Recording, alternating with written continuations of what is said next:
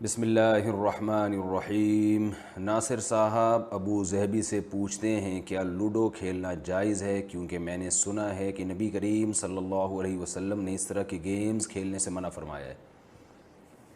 Ludo کھیلنا، پہلے اصول سمجھ لیں کہ کون سے کھیل جائز ہیں کون سے ناجائز ہیں۔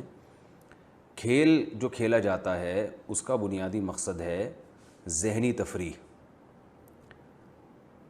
کیونکہ رسول اللہ صلی اللہ علیہ وسلم نے ارشاد فرمایا، صحیح حدیث ہے، الا کل لہو باطل، ہر کھیل باطل ہے، یعنی ناجائز ہے، باطل ہے کا مطلب یہی ہے، الا ثلاث، مگر تین کھیل۔ ان تین کھیلوں میں آپ نے فرمایا زوجہ کے ساتھ دل لگی کرنا، گھڑ سواری اور تیر اندازی۔ تو یہ جو تین میں حصر ہے، مقصد تین نہیں ہے، مطلب یہ کہ جو اس نوعیت کے کھیل ہوں گے جس سے فائدہ ہے، جس سے معاشرے میں سدھار پیدا ہوتا ہے، یا آپ کو ذہنی تفریح ملتی ہے، یا وہ جہاد میں میدان جنگ میں کام آتی ہیں وہ چیزیں، تو کوئی بھی مفید کھیل ہوگا تو ہم اس کو کہیں گے کہ جائز ہے، اور جو کھیل مفید نہیں ہے، اس کے فائدے کے بجائے نقصان ہے، تو وہ کھیل ناجائز ہے۔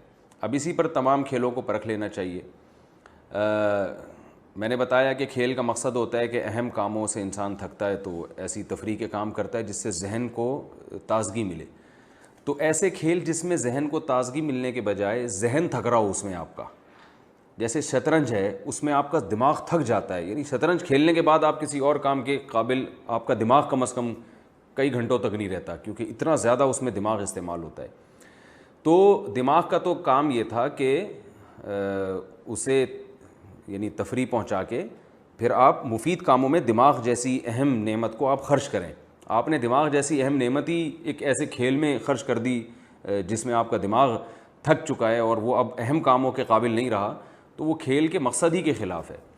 تو اس لیے ایسا کھیل کھیلنے کی شریعت میں گنجائش نہیں ہے۔ اسی وجہ سے بعض صحابہ کرام سے شطرنج کی حرمت منقول ہے، جو شطرنج کی عدم جواز منقول ہے۔ البتہ ان لوگوں کے لیے شطرنج کھیلنے کو جائز قرار دیا گیا ہے جن کو میدان جنگ میں لڑنا ہو اور ان کو جنگی تدبیروں میں مہارت پیدا کرنی ہو۔ امام شافعی رحمہ اللہ تعالیٰ سے شطرنج کا جواز انہی لوگوں کے لیے منقول ہے کہ جو جنگی ٹریننگ کے لیے شطرنج کھیلنا چاہتے ہوں، کہ یعنی تاکہ ہم شطرنج کی جو چالیں ہوتی ہیں اس میں آپ کا دماغ جو ہے وہ تھکتا تو ہے، لیکن ساتھ ساتھ آپ کو جو ہے وہ دشمن کے خلاف لڑنے کے لیے کیا کیا چالیں استعمال ہونی چاہیے، ان چالوں کا بھی کچھ تجربہ پیدا ہوتا ہے آپ کو۔ تو جس کو عملی طور پر پریکٹیکلی واقعی فائدہ ہو رہا اس کے لیے تو جائز ہوگا، جس کو فائدہ نہیں ہو رہا، جیسے کہ عام طور پر لوگوں کو فائدے کے بجائے نقصان ہوتا ہے، بہت ٹائم اس میں کھپایا جاتا ہے، بہت سارے مفید کام آپ اس میں کر سکتے تھے جو آپ اس کھیل میں ضائع کر دیتے ہیں اور دماغ کو کھپا دیتے ہیں۔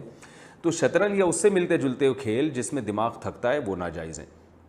اس کے علاوہ جو کھیل ہیں جن سے ذہنی تفریح ہوتی ہے، جیسے لوڈو کھیلنا جو ہے، اس میں کوئی دماغ نہیں تھکتا، اس میں تو وہ چھکا آ گیا تو پار ہو گئے، کبھی اس نے پیٹ دی آپ کی گوٹی، کبھی آپ نے اس کی گوٹی پیٹ دی، تو اس میں یہ فی نفسی ہی یہ مباح ہے، یعنی جائز کھیل ہے۔ اور اگر اس کے پیچھے اچھے مقاصد ہیں تو مستحب بھی ہوگا، یعنی کوئی مقصد آپ کا یہ ہے کہ میرا دماغ تھوڑا سا فریش ہو جائے گا تو میں پھر مفید کاموں میں اپنے دماغ کو لگاؤں گا، تو اس نیت سے اگر آپ کھیلتے ہیں تو امید ہے کہ کچھ ثواب بھی مل جائے اللہ کی طرف سے۔ یا گھر میں اپنے بچوں کے ساتھ آپ لوڈو کھیل لیتے ہیں تاکہ تھوڑا سا گھر میں ایک محبت کا ماحول پیدا ہو جائے، بچے بھی خوش ہو جائیں گے ان چیزوں سے۔ بچے بہت خوش ہوتے ہیں جب دیکھتے ہیں کہ وہ گھر کے سربراہ کو ہمارے ساتھ وہ کھیل کود میں شریک ہیں۔ تو اگر اس نیت سے کوئی کھیلے تو بھی ٹھیک ہے، اللہ تعالیٰ سے امید ہے کہ ثواب ملے گا۔ تو ایسے تمام کھیل، کیرم بورڈ ہے، لوڈو ہے، یہ وہ تمام کھیل ہیں جن کی گنجائش ہے کھیلنے کی۔ لیکن جو آج کل ویڈیو گیم آ رہے ہیں، اس میں بچوں کی نظر بھی خراب ہوتی ہے، ٹائم بھی بہت ویسٹ ہوتا ہے اور اس کا کوئی فائدہ بھی نہیں ہوتا۔ تو میں یہ نہیں کہہ رہا کہ یہ ویڈیو گیم حرام ہیں، لیکن بہرحال یہ کراہت سے خالی نہیں ہے، مکروہ ہے، ناپسندیدہ ہیں، کیونکہ ان میں ٹائم ویسٹنگ ہے، وقت کا بہت زیادہ ضیاع ہے، آنکھیں خراب ہوتی ہیں بچوں کو۔ یہ جو ریڑھ کی ہڈی ہے آپ کی، جو اس کے جو مہرے ہیں، ان میں فرق پیدا ہو جاتا ہے۔ جو بچے موبائل پہ لگے رہتے ہیں نا گردن نیچے کر کے، ان کے جوائنٹ میں مسئلہ ہو جاتا ہے۔ تو ان کھیلوں کو بہرحال مکروہ قرار دیا جائے گا اور ناپسندیدہ قرار دیا جائے گا، ان کی حوصلہ شکنی کی جائے گی۔ جیسے کہ پہلے والدین اپنے بچوں کو ویڈیو گیم نہیں کھیلنے دیتے تھے، منع کرتے تھے ان کو، آج تو بالکل ماں باپ کھیل رہے ہوتے ہیں، وہ بچوں کو کیا روکیں گے، کیونکہ وقت کی قدر ہی ختم ہو گئی ہے۔ الوقت انفس ما عنیت بحفظہ واراہ اسہل ما علیک یضیع۔ شاعر نے کہا کہ وقت سب سے وہ قیمتی چیز ہے جس کو تو ضائع کرتے ہے۔ الوقت انفس ما علیک یضیع، سب سے قیمتی ترین چیز اللہ نے جو انسان کو دی ہے وہ وقت دیا ہے، جو ایک دفعہ جانے کے بعد کبھی بھی واپس نہیں آتا. یہ ایسا ظالم ہے کہ جب چھنتا ہے نا کچھ بھی ہو جائے یہ واپس نہیں ملنے کا آپ کو. وَأَرَاهُ أَسْهَلَ مَا عَلَيْكَ يَضِيعُ الْوَقْتُ أَنْفَسُ مَا عَنَيْتَ بِحِفْظِهِ. جتنی چیزوں کو آپ محفوظ رکھ سکتے ہیں ان میں سب سے قیمتی چیز وقت ہے جس کی آپ کو حفاظت کرنی چاہیے. لیکن شاعر اپنا دکھڑا بیان کر رہا ہے کہ لیکن میں دیکھتا ہوں کہ سب سے زیادہ سستی چیز تو نے وقت کو سمجھ لیا ہے اور اس کو ضائع کرنا تیری نظر میں سب سے آسان کام ہو گیا ہے. تو یہ اس طرح کے جو گیمز ہیں، ویڈیو گیم جو کمپیوٹر پہ کھیلے جا رہے ہیں، ان میں تو بہت وقت ضائع ہوتا ہے، بہت وقت برباد ہوتا ہے اور حاصل کچھ بھی نہیں ہوتا، ذہنی تفریح بھی نہیں ملتی ان سے. تو اس لیے ایسے کھیلوں کا بائیکاٹ کرنا چاہیے. اور میں نے بتایا کہ شطرنج تو بالکل ہی ناجائز ہے.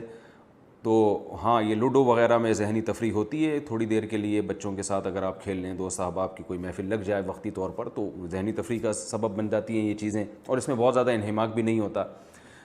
تو یہ کھیل کھیلنے کی اسلام میں گنجائش ہے. باقی ویڈیو گیم کا بائیکاٹ کریں، بچوں کو روکیں اس سے. اور دوسرے جو کھیل، تاش ہے، یہ کھیلنا جائز نہیں ہے.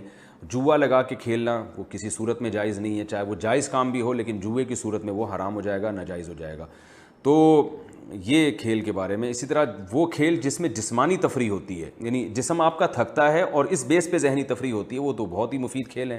گھڑ سواری کا نبی نے ذکر کیا، تیراکی ہے، اسی طرح فٹ بال ہے یا والی بال ہے. یہ کھیل تو کھیلنا چاہیے، بلکہ میں سمجھتا ہوں کہ اس زمانے میں یہ شاید فرض کے درجے میں ہوں، کیونکہ آج کل جسمانی ایکٹیویٹی بالکل ہی ختم ہوتی جا رہی ہے. اگر آپ ان کھیلوں میں دلچسپی نہیں لیں گے تو جسم بالکل بیکار اور معطل ہو جاتا ہے. تو والی بال ہو گیا اور فٹ بال ہے، یا کرکٹ بھی کسی درجے میں ہے اگر اس میں بہت زیادہ انہماک نہ ہو، لیکن اس میں جسمانی ورزش زیادہ نہیں ہوتی. تو ایسے کھیلوں کو پروموٹ کرنا چاہیے اور اس کی حوصلہ افزائی کرنی چاہیے. خود بھی ایسے کھیلوں میں ٹینس ہے، حکیم محمد سعید صاحب کا اکثر میں سناتا ہوں، آخر عمر میں کہ 68 سال یا 78 سال ان کی عمر تھی، اور اس میں بھی وہ روزانہ 2 گھنٹے ٹینس کھیلا کرتے تھے. یہ ان کی جسمانی فٹنس کا راز تھا. اتنے زیادہ کھیل کھیل کے وہ الحمدللہ اپنے آپ کو فٹ رکھتے تھے اور کوئی بیماری نہیں تھی ان کو. تو اس طرح کے کھیلوں میں دلچسپی لینی چاہیے جس میں آپ کی باڈی تھکے، سانس پھولے، آپ کا پسینہ نکلے. اس سے جسم یعنی اس سے دماغ کو راحت ملتی ہیں، بیماریاں ختم ہوتی ہیں. ایسے کھیلوں کو پروموٹ کرنا چاہیے. لفظ ضاد کا صحیح تلفظ کیا ہے؟ لفظ ضاد کے بارے میں وضاحت فرما دیں کہ اس کا صحیح تلفظ کیا ہے. اکثر پاکستان انڈیا والے اسے ضاد، جبکہ عرب والے اسے دعاد پڑھتے ہیں. محمد حمزہ انڈیا سے پوچھتے ہیں. دیکھیے لفظ ضاد جو ہے نا، ضاد یہ زوئیں کے مشابہ ہے. طوا اور ضوا ہوتا ہے نا، اس کے مشابہ ہے، دال کے مشابہ نہیں ہے. دعاد پڑھنا بالکل غلط ہے. اس پر مفتی رشید احمد صاحب نے احسن الفتاوی کی 2 جلد میں پورا ایک رسالہ لکھا ہے. اس پہ بہت زبردست دلائل دیے ہیں اس پہ کہ یہ زوئیں کے مشابہ ہے، دال کے مشابہ نہیں ہے.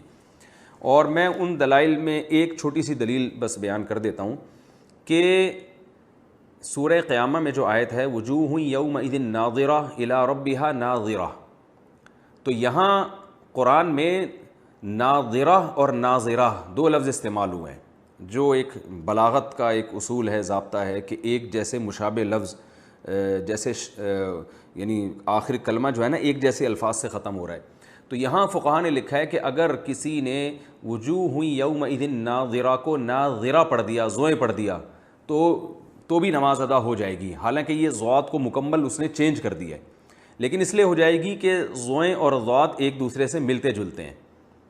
تو اور عام آدمی کے لیے اس میں فرق کرنا، جو بہت زیادہ تجوید میں ماہر نہ ہو، وہ اس کے لیے وہ فرق کرنا بڑا مشکل ہوتا ہے. تو اتنی شریعت میں گنجائش ہے. اگر لفظ ضاد دال کے مشابہ ہوتا تو پھر فقہاء لکھتے کہ ناظرہ کو کسی نے نادرہ پڑھ دیا تو اس کو گناہ نہیں ملے گا اور نماز ادا ہو جائے گی، اس لیے کہ دال اور ضاد ایک دوسرے کے مشابہ ہیں. لیکن نہ، فقہاء نے یہاں یہ لکھا ہے کہ ضاد کو ضا اگر پڑھ دیا کسی نے اور اس کے لیے مشکل ہو رہی تھی تو نماز ادا ہو جائے گی. اس سے صاف پتہ چلتا ہے کہ لفظ ضاد جو ہے وہ ضا کے مشابہ ہے، یعنی طوا کے اوپر جب نقطہ ڈالتے ہیں نا ضا، اس کے مشابہ ہے، نہ کہ دال کے مشابہ. نادرہ پڑھنا یا ضاد پڑھنا یہ ہماری رائے میں غلط ہے. لیکن بہرحال اس مسئلے میں پہلے بھی بڑی لڑائیاں ہوئی ہیں اور بڑے پھڈے بازیاں ہوئی ہیں. تو یہ آپ کو اگر یہ رائے سمجھ میں آتی ہے، اصل فتاوی میں اس کے بہت تفصیل سے آپ کو پورا رسالہ مفتی رشید احمد صاحب نے اس پر لکھا ہے، اور زمانہ ماضی کے بڑے بڑے قراء کے حوالے بھی دیے انہوں نے، اور بہت مضبوط دلائل دیے ہیں، وہ آپ پڑھ لیں، اگر سمجھ میں آتا ہے ٹھیک ہے، نہیں آتا تو اب یہ ایسا نہ ہو کہ امت میں ایک زواد اور زواد کی بحث چھڑ جائے اور اب قاری جو دوات پڑھ رہے ہیں ان کو جا کے آپ پکڑنا شروع کر دیں اور ان سمجھانا شروع کر دیں. تو اس سے بڑے بڑے مسائل ہیں، ان کو فوکس کرنا چاہیے. ایک رائے کی حد تک یہ میں نے پیش کیا ہے سامنے، کسی کی سمجھ میں آ جائے ٹھیک ہے، نہیں آئے تو جیسا چل رہا ہے اس کو اسی طرح فالو کرنے دیں، اس میں لڑیں نہیں، بحث مباحثہ نہ کریں.